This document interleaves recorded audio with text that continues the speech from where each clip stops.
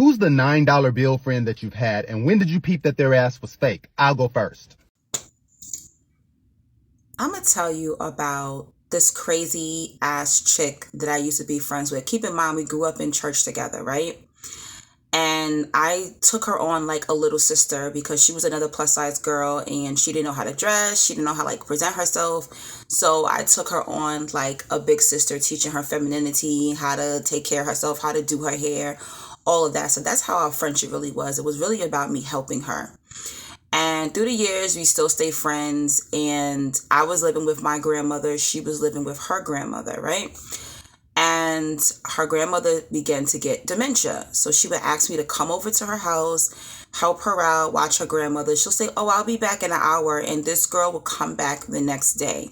Huge red flag.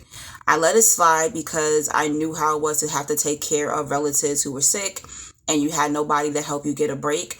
But she started to take advantage of that, right? Unfortunately, her mother passes away and she gets like over 100K. But instead of investing the money, she like starts dating this guy. This guy starts running through her money. She buys a BMW. She's still living in the projects, keep in mind. And I'm like, girl, you may want to like buy a foreclosed house, put some money to the side, invest in stock, do something like to keep your money going, like build a legacy. No, I'll do what I want with my money. I was like, okay. Throughout the whole year, keep in mind, I'm telling you this because this plays a part in the story later on. She took me nowhere. She gave me no money. She did not have to, but she did absolutely nothing the entire year. She ran through over 100K. She did absolutely nothing for me. One day she even calls me and says, hey, can you come with me shopping? Help me shop because I like your style. I'm like, yeah, cool. I said, but the only deal is you have to buy me something to eat afterwards.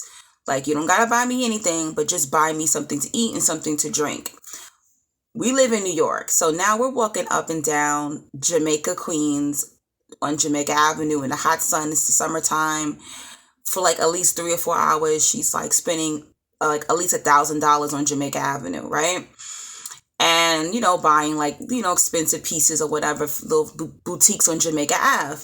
So after we finish shopping, homegirl is like, okay, I'm going to get you a beef patty. I said, girl, I've been walking around in this hot sun for 3-4 hours with you. I'm not getting no beef patty. This girl wanted to buy me a $2 beef patty. I said, no, you're going to buy me a meal, okay? So she was just showing all these red flags of narcissistic behavior. Part 2 coming up.